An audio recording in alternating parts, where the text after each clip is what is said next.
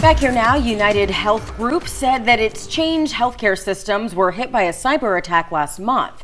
Now the Biden administration has launched an investigation into this due to the unprecedented magnitude of that cyber attack. And 22 News I-Team reporter Taylor Knight looks into how this impact is affecting healthcare providers here in Massachusetts. This Change healthcare cyber attack is costing the Massachusetts healthcare system more than $20 million every day. One state senator is now pushing for legislation to prevent something like this from being so costly in the future. We really need to make sure that the personal data and infrastructure is protected. Hospitals and doctors' offices across the country are dealing with disruptions after the February 21st cyber attack on Change Healthcare, which is owned by United Health Group. These interruptions have left many providers unable to fill medications or get reimbursed for their services by insurers. Here in Massachusetts, it's costing the healthcare system about $24 million a day. That's according to the Massachusetts Health and Hospital Association. We're actually lucky that this is only financially impacting us right now. Think about what this could have done as someone who's trying to access emergency room care.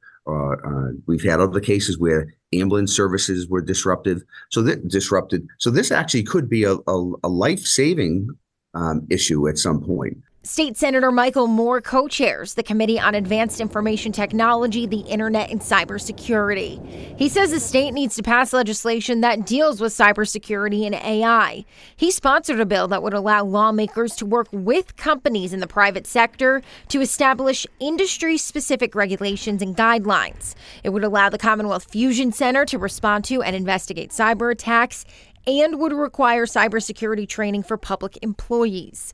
The bill would also allow the governor to invoke the Civil Defense Act and declare a state of emergency following a cyber attack. Moore said if this bill was already in place before the Change Healthcare cyber attack, that $24 million a day price tag would likely have been avoided. We're constantly hearing warnings from the federal government. So I think it's important on the states that we react and we protect the people of our states. This bill is now being considered by the state Senate Ways and Means Committee. A Bay State Health spokesperson said that they were not impacted by this attack.